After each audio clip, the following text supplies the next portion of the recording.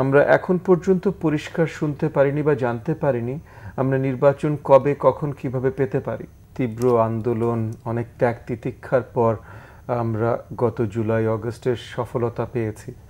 মানে এই যে স্বৈরশাসক সরকারের পতন ঘটেছে, তারপর অবভিয়াসলি আমরা আশাবাদী থাকতে চাই, কারণ এত ত্যাগ তিতিক্ষার পর আমরা দেখতে চাই যে জনগণের যে অধিকার, প্রধান অধিকার, ভোট দেবার অধিকার, নিজের সরকার নিজে চুজ করবার অধিকার, সেই অধিকারটা যেন তারা সঠিকভাবে ফিরে পায়।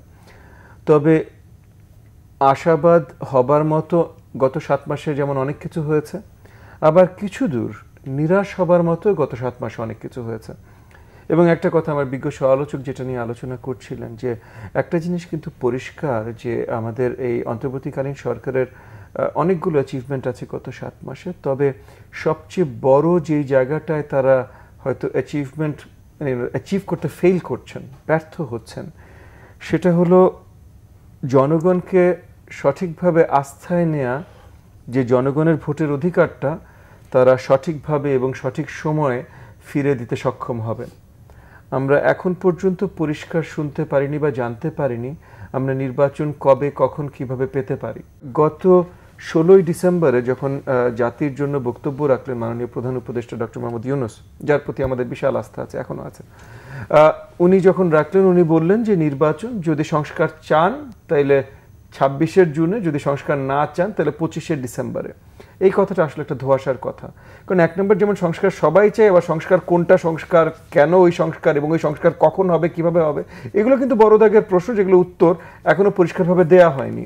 এই যে ঐক্যমত কমিশনের আমরা একবার বসলাম, এবং আমি অত্যন্ত আনন্দিত হয়েছে যে আমি স্পেসিফিক্যালি পার্সোনালি যে রেকমেন্ডেশনটা দিয়েছিলাম যেভাবে অগ্রসর হবার, ঐক্যমত কমিশন একটু সময় নিল, সেভাবে অগ্রসর হওয়া শুরু করেছে। সব রাজনৈতিক দলকে তাদের প্রত্যেকটা প্রপোজাল তালিকা করে দিয়েছে, এবং আমরা সবাই সেটা টিক দিয়ে ফেরত পাঠাচ্ছি। সময় আমাদের অল্প দিয়েছিল, আমরা কয়েকটা দল, 7টা দল দিয়েছি, অনেকগুলো দল সময় চেয়েছি, ইনক্লুডিং বাংলাদেশ জাতীয়তাবাদী দল সময় চেয়েছি, কারণ দলেরও একটা প্রসেস থাকে। তো বাংলাদেশ জাতীয়তাবাদী দল যে কোনো দলই, একটা বড় দল, যাদেরকে দায়িত্ব দিয়ে সময় একটা কমিটি হয়ে আসবে, সেগুলো সময় লাগবে। যাই হোক, তো ওই জায়গাগুলোতে যে কারণে আই ব্রট ইট আপ, যে 7টা দল ইতিমধ্যে ওই যে ঐক্যমত কমিশনের রিপোর্টটা সাবমিট করেছে, সেই 7টা দলের যাদের সাথে আমি কথা বলতে সক্ষম হয়েছি, তাদের সবার কাছ থেকে আমি মোটামুটি একই মতামত পেয়েছি, যে তারা অনেকগুলোতে বলেছেন তারা পছন্দ করেন, অনেকগুলোতে বলেছেন পার্শালি পছন্দ করেন, কিন্তু মোটামুটি বেশিরভাগ, ইফ নট অলমোস্ট অল, মানে নির্বাচন ব্যতীত, মানে নির্বাচন করার জন্য যে সংস্কারগুলো দরকার এটা ছাড়া বাকি সবগুলো সংস্কারই মোটামুটি তারা বলেছেন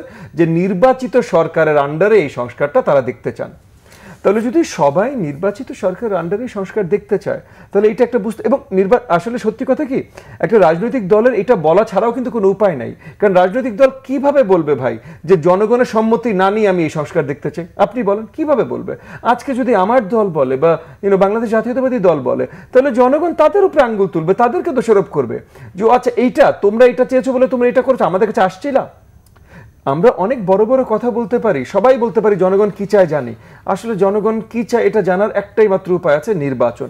এবং সেই জায়গা থেকেই হয়তো এই সময় বা যে আলোচনাগুলো, এই যে ধোঁয়াশাগুলো, সেই জায়গা থেকে আমার মনে হয় যে যদিও ভাই অলরেডি এটার বিশ্লেষণ দিয়েছেন, বাট আমার মনে হয় সেই জায়গা থেকে বড়ভাবে একটা কথা আসে, যেটা বিএনপির মাননীয় ভারপ্রাপ্ত চেয়ারম্যান হয়তো বলেছেন, যে জাতীয়তাবাদী শক্তির বিরুদ্ধে। যেমন একটা ছোট্ট একটা এক্সাম্পল আমি দিই, যে এই যে আইন শৃঙ্খলা বাহিনীর যে অবনতি হয়েছে এবং সামাজিক অবক্ষয়ের কথাই যদি বলি, যে এই যে নারীর শ্লীলতাহানির এই যে টাইপের ক্রিমিনাল অ্যাক্টিভিটি হচ্ছে, এটা রিলেটেড কিন্তু আমি যতদূর গত কয়েক সপ্তাহে দেখেছি বিএনপির পক্ষ থেকে অনেক বড় আওয়াজ দেওয়া হয়েছে, অনেক বড় প্রচেষ্টা শুরু হয়েছে। আমার মনে হয় তাদের 84টা বোধহয় কার্যকরী ডিস্ট্রিক্টে দায়িত্বপ্রাপ্ত করা হয়েছে, জি সেল করা হয়েছে, এবং দায়িত্ব দেওয়া হয়েছে যেন জনগণের প্রতিরক্ষা, স্পেশালি নারীদের প্রতিরক্ষা, এবং কি করা যেতে পারে এবং করার দায়িত্ব দেওয়া হয়েছে মাননীয় ভারপ্রাপ্ত চেয়ারম্যান সাহেবের পক্ষ থেকে।